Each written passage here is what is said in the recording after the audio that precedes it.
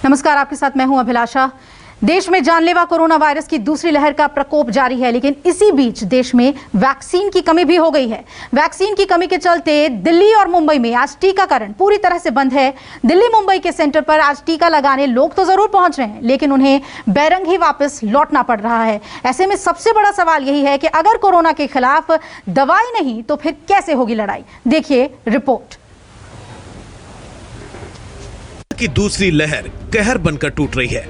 ऐसे में इस महामारी को रोकने के लिए वैक्सीन को ही सबसे कारगर बताया जा रहा है, लेकिन देश में वैक्सीन की जबरदस्त किल्लत है। 18 से 44 साल के लोगों को टीके नहीं मिल पा रहे हैं। 45 से ज्यादा उम्र वालों के लिए भी वैक्सीन मौजूद नहीं है। दिल्ली में आज पूरी तरह से वैक्सीनेशन बंद है। सभी सेंटरों पर सन्नाटा है। एक तरफ जानकार देश के नेता ये कह रहे हैं कि अगर कोरोना से जान बचानी है तो वैक्सीन लगवाइए, लेकिन आलम तो ये है कि देश भर में वैक्सीन की भारी कमी है। देश की राजधानी दिल्ली में अगर बात करें तो दिल्ली में भी वैक्सीनेशन का जो प्रोग्राम है वो ठप पड़ चुका है, क्योंकि यहाँ पर वैक्सीन की भारी कमी दिख रही है। इस वक्त मैं सेंटर पे हूँ और यहाँ पर जितने भी लोग आ रहे हैं वो लौट रहे हैं, क्योंकि यहाँ वैक्सीनेशन प्रोग्राम नहीं चल रहा है और वैक्सीन यहाँ पर उपलब्ध नहीं है और लोग यहाँ पर सिर्फ बैठे हुए हैं। लेकिन जितने लोग आए उनको वापस लौटा दिया गया।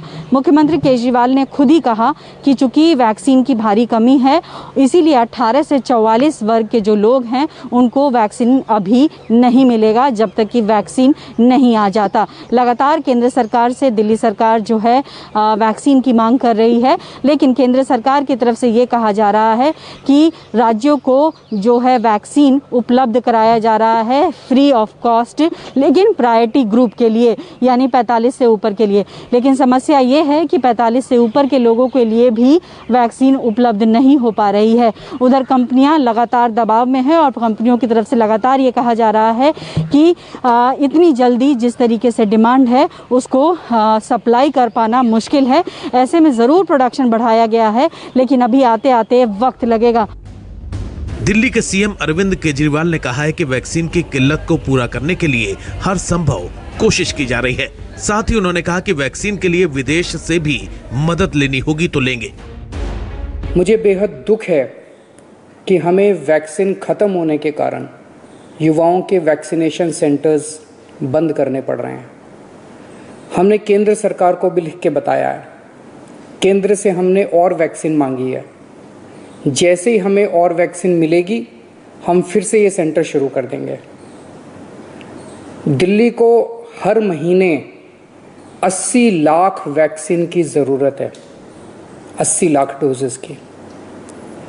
इसके मुकाबले मई में हमें केवल 16 लाख वैक्सीन मिली और जून के महीने के लिए केंद्र ने दिल्ली का कोटा और भी कम कर दिया है। दिल्ली ही नहीं, महाराष्ट्र में भी वैक्सीन की भारी किल्लत है। मुंबई में वैक्सीन की कमी के चलते बीएमसी की तरफ से चलाए जा रहे वैक्सीनेशन सेंटर आज पूरी तरह से बंद हैं। वैक्सीन की कमी ही इसकी वजह बताई जा रही है। एक तरफ देश की आर्थिक राजधानी मुंबई और समूचे महाराष्ट्र में वैक्सीन की भारी किल्लत है, तो ऐसे में देश की आर्थिक राजधानी मुंबई की अगर के लिए बात की जाए तो पिछले कई दिनों से महज 45 प्लस उम्र के लोगों को 100 की मात्रा में एक सेंटर पर डोज मिला करती थी, लेकिन रविवार को पूरी तरह से वैक्सीन सेंटर बीएमसी और सरकारी जो अस्पताल हैं यहाँ से नदारद हैं और ऐसे में वैक्सीन की किल्लत साफ तौर पर देखी जा रही है। इस वक्त हम मौजूद हैं मुंबई के सबसे बड़े जंबो वैक्सीन सेंटर में। यहाँ पर आज के लिए वैक्सीन पूरी तरह से बंद है, किसी को भी वैक्सीन नहीं मिल पाएगी और यही आलम जो है मुंबई के अलग अलग जो वैक्सीन सेंटर हैं वहाँ का है, वहाँ पर भी वैक्सीन उपलब्ध नहीं है। उधर सीरम इंस्टीट्यूट ने भी वैक्सीन की कमी के लिए सरकार को घेरा है। सीरम इंस्टीट्यूट के कार्यकारी निदेशक सुरेश जाधव ने आरोप लगाया कि सरकार ने टीके की उपलब्धता की जानकारी के बिना ही वैक्सीनेशन की इजाजत दी। सरकार ने अलग अलग आयु वर्ग के लोगों के लिए टीके देने शुरू किए। वैक्सीन पर सरकार को WHO की गाइडलाइंस का पालन करना चाहिए था। वैक्सीन की प्राथमिकता गाइडलाइन के हिसाब से होनी चाहिए थी। एक तरफ सीरम इंस्टीट्यूट WHO का हवाला देकर वैक्सीन की कमी का रोना रो रहा था, वहीं दूसरी तरफ इंटरनेशनल मॉनिटरी फंड यानी IMF ने भारत में वैक्सीनेशन को लेकर भविष्यवाणी की है। IMF की चीफ इकोनॉमिस्ट गीता गोपीनाथन और IMF के ही अर्थशास्त्री रुचिर अग्रवाल ने भारत में वैक्सीनेशन को लेकर एक रिपोर्ट तैयार की है, जिसमें दावा किया गया है कि अगर बिना किसी ग्लोबल वैक्सीनेशन प्लान के सब कुछ वैसा ही चलता रहा जैसे चल रहा है, तो 2021 के आखिर तक भारत में 35% से भी कम लोगों को कोरोना का टीका लग पाएगा। इस रिपोर्ट में कोरोना महामारी से छुटकारा पाने के लिए $50 अरब का एक प्लान पेश किया गया है, जिसमें 2021 के अंत तक दुनिया की कम से कम 40% आबादी के टीकाकरण का टारगेट तय किया गया है। आपको बता दें कि 21 मई को स्वास्थ्य मंत्रालय की तरफ से जानकारी दी गई है कि अब तक 19 करोड़ लोगों को वैक्सीन लग चुकी है। कोविन पोर्टल के मुताबिक 14.4 करोड़ लोगों को वैक्सीन की पहली डोज लग चुकी है, जबकि 4.14 करोड़ लोग वैक्सीन की दूसरी डोज ले चुके हैं। साफ है, अगर कोरोना को हराना है तो टीकाकरण की रफ्तार को तेज करना होगा। जैसे जैसे वैक्सीनेशन होता जाएगा, कोरोना का वायरस खत्म होता जाएगा। दिल्ली से पल्लवी झा, मुंबई से दीपक दुबे के साथ ब्यूरो रिपोर्ट, न्यूज़ 24। मुंबई से सटे ठाणे में भी वैक्सीन की किल्लत देखी गई और ठाणे में भी वैक्सीनेशन सेंटर आज बंद है। हमारे संवाददाता विनोद जगदाले की रिपोर्ट देखिए। मुंबई समेत महाराष्ट्र में कोविड वैक्सीन को लेकर काफी ज्यादा किल्लत नजर आ रही है। इस समय हम ठाणे शहर के पार्किंग प्लाजा, ये जो कोविड वैक्सीनेशन सेंटर पर हम मौजूद हैं और ये सबसे बड़ा वैक्सीनेशन सेंटर है और यहाँ पर रोज़ाना कई लोगों का वैक्सीनेशन होता है, लेकिन आज यहाँ पर वैक्सीनेशन बंद रखा गया है क्योंकि आज रविवार है और रविवार के दिन बताया जा रहा है कि यहाँ पर वैक्सीनेशन बंद रखा जाता है। लेकिन इसके पीछे का एक मुख्य वजह ये भी है, भले आज रविवार है लेकिन जो वैक्सीन है उसकी संख्या काफ़ी कम है। महाराष्ट्र के मुख्यमंत्री ने कुछ दिन पहले कहा था कि रोज़ाना अगर 10 लाख भी वैक्सीन यहाँ पर आती है तो उसका उपयोग हम एक दिन में कर सकते हैं, इतनी महाराष्ट्र की कैपेसिटी है। लेकिन फिलहाल इस ठाणे नहीं, मुंबई हो, औरंगाबाद, नासिक, पुणे, ऐसे नागपुर जैसे महानगरों में भी वैक्सीनेशन की रफ्तार काफ़ी धीमी है। कहीं पर कोविशील्ड है तो कोवैक्सीन नहीं है, कहीं पर कोवैक्सीन है तो कोविशील्ड नहीं है। फिलहाल महाराष्ट्र में 45+ जो लोग हैं उनके सेकेंड डोज का काम यहाँ पर देने का चल रहा है और महाराष्ट्र में 45 साल के नीचे के लोगों का वैक्सीनेशन पूरी तरह राज्य सरकार ने बंद रखा है क्योंकि राज्य के पास वैक्सीन ही नहीं है। जो भी अभी कोटा आ रहा है सेंट्रल से वैक्सीन का, वो 45+ सेकेंड डोज के लिए वहाँ पर दिया जा रहा है। राज्य सरकार ने भी वैक्सीन के लिए खरीदने के लिए जो 45 साल के नीचे के लोग हैं उनके लिए वैक्सीन के लिए टेंडर भी इशू किया है, लेकिन अब तक उन्हें वैक्सीन की सप्लाई नहीं हो पा रही है, जिसके चलते कह सकते हैं कि महाराष्ट्र में ये जो वैक्सीन का ड्राइव है वो धीरे धीरे आगे बढ़ता हुआ नजर आ रहा है। कैमरामैन अंचल सिंह के साथ विनोद जगदाले, न्यूज़ 24 ठाणे। इधर दिल्ली में कोरोना के नए मामलों में कमी आई है और पिछले 24 घंटे में कोरोना के 1600 नए मामले आए हैं दिल्ली में।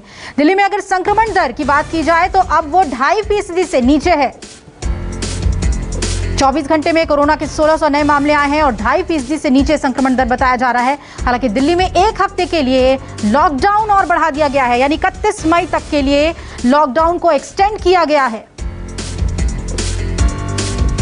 इस उम्मीद के साथ कि और भी ज्यादा कोरोना पे नियंत्रण कर पाएगी सरकार। 31 मई सुबह 5 बजे तक के लिए दिल्ली में लॉकडाउन जारी रहेगा और उसके बाद सरकार धीरे धीरे अनलॉक की प्रक्रिया शुरू करेगी।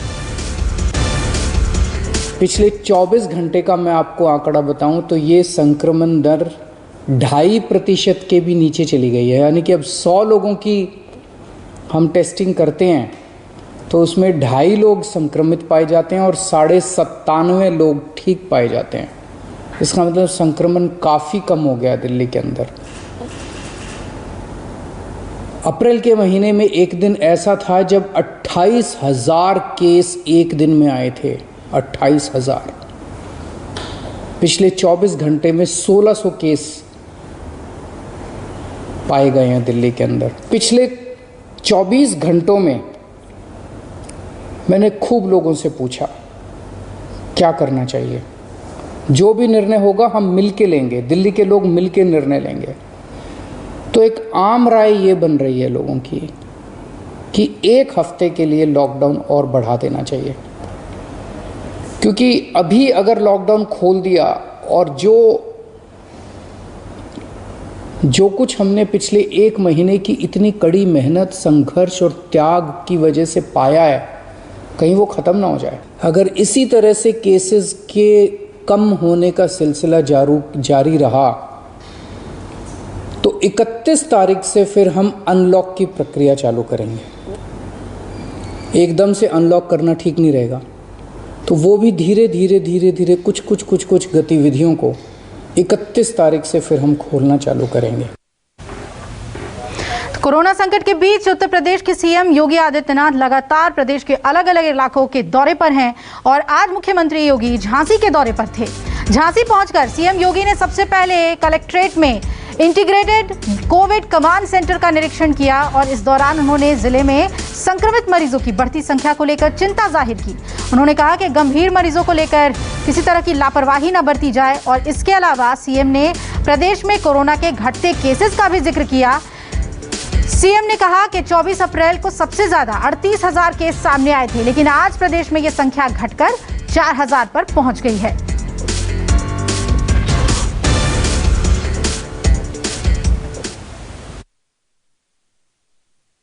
यहाँ पर जब पॉजिटिविटी ज्यादा थी और रिकवरी कम थी, तब यहाँ पे सक्रिय केसेस की संख्या थी 3,10,000, यानी जो एक्टिव केस थे 3,10,000 थे। आज प्रदेश के अंदर जो पॉजिटिव केस आए हैं वह 38,000 से घट करके अब ये 4,800 तक आ गए हैं। और जो प्रदेश के अंदर एक्टिव केस थे 3,10,000 30 अप्रैल को, आज प्रातः 6 बजे तक उनकी जो संख्या है यह घट करके अब 84,000 पे आ गई है। यानी हम लोगों ने पिछले 22 दिनों के अंदर 2,26,000 से अधिक एक्टिव केस को रिकवर करके उन्हें सकुशल घर भेजा है। प्रदेश की रिकवरी इस समय 93% से अधिक है। प्रदेश के अंदर पॉजिटिविटी अभी 2 के आसपास है। लगातार प्रयास किए जा रहे हैं। टेस्टिंग प्रदेश की सर्वाधिक है। 4,67,00,000 से अधिक टेस्ट वर्तमान में प्रदेश यहां पे कर चुका है। हत्या के केस में दिल्ली पुलिस ने ओलंपिक मेडलिस्ट सुशील कुमार को गिरफ्तार कर लिया है। पहलवान सुशील और उनके साथी अजय को मुंडका इलाके से गिरफ्तार किया गया है। आपको बता दें कि सुशील और उसके साथियों पर एक जूनियर लेवल के पहलवान सागर की पीट कर हत्या करने का आरोप है। दरअसल दिल्ली के छत्रसाल स्टेडियम में 4 मई की रात को पहलवानों के 2 गुटों की लड़ाई में सागर गंभीर रूप से घायल हो गया था। बाद में इलाज के दौरान उसकी मौत हो गई। इस वारदात के बाद से ही सुशील कुमार फरार था और उस पर दिल्ली पुलिस ने 1 लाख रुपए का इनाम भी घोषित कर दिया था। दिल्ली के रोहिणी कोर्ट ने मंगलवार को सुशील की जमानत अर्जी भी खारिज कर दी थी। राहुल प्रकाश मेरे सहयोगी जुड़ रहे हैं ज्यादा अपडेट के साथ। राहुल, क्या अपडेट है? अभी वीडियो कॉन्फ्रेंसिंग के जरिए पेशी होनी थी।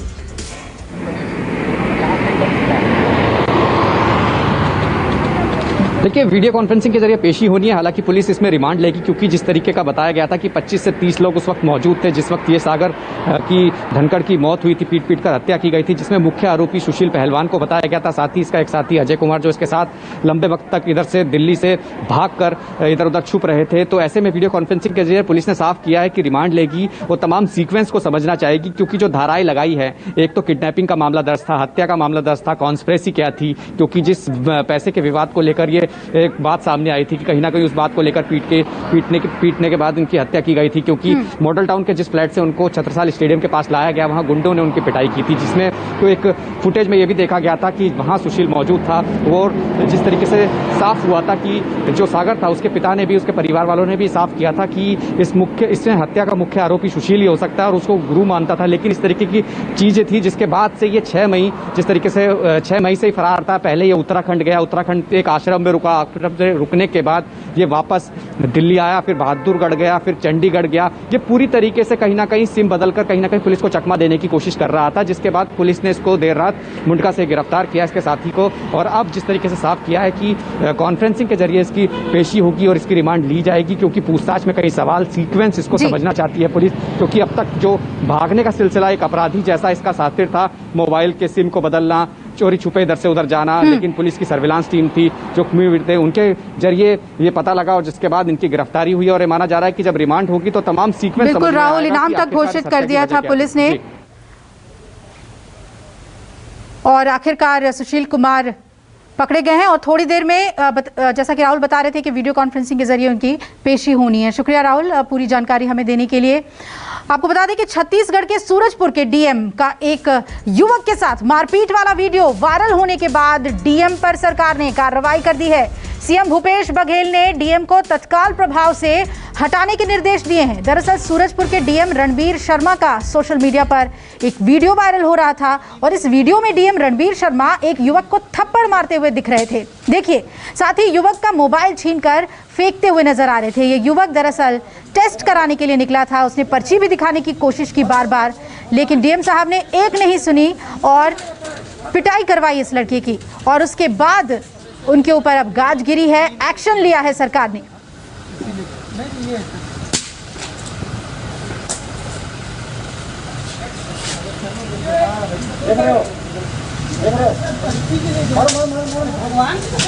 सीधा रुख करेंगे मेरे सहयोगी आशीष तिवारी का। आशीष, इस वीडियो के वायरल होने के बाद अब एक्शन लिया गया है सरकार की तरफ से और क्या कुछ बातें सामने आई हैं?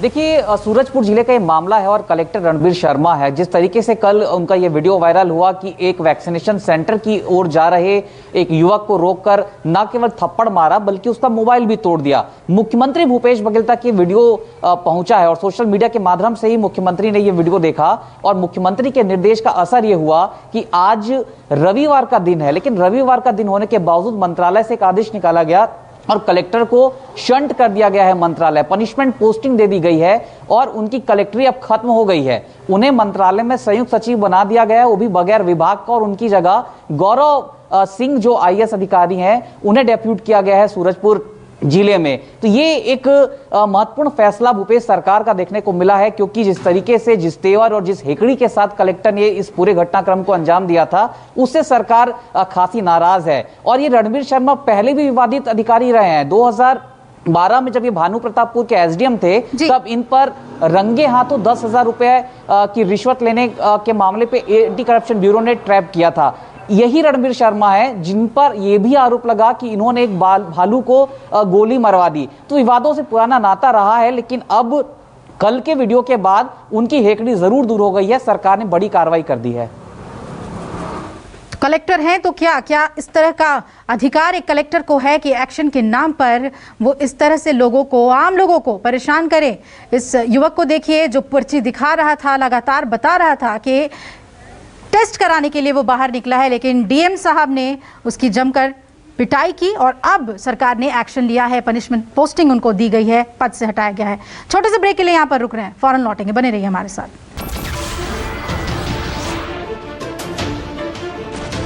नमस्कार, मैं हूं मानक गुप्ता। अगर आपको हमारा ये वीडियो पसंद आया हो तो इसे लाइक और शेयर जरूर करें और हाँ, हमें सब्सक्राइब और फॉलो करना ना भूलें ताकि आप देश और दुनिया की कोई खबर मिस ना करें। तो जुड़े रहिए हमारे साथ और देखते रहिए News 24।